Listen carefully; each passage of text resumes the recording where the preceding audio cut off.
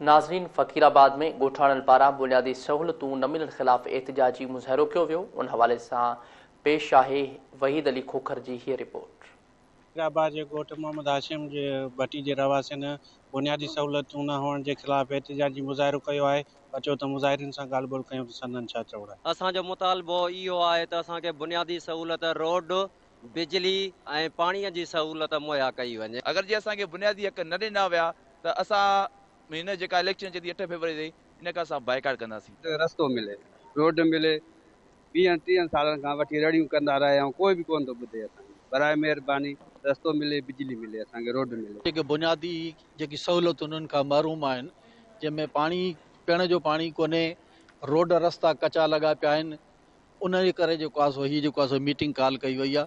पाणी पीअण जो सफ़ा खारो आहे। ॿार जेके या घर वारा माण्हू जेके पाणी जेको पीअनि था उन में पेट जी बीमारियूं वग़ैरह फैलजनि थियूं। कैमरा टीम सां गॾु वहीद अली खोखर, धरती टीवी, फ़कीराबाद।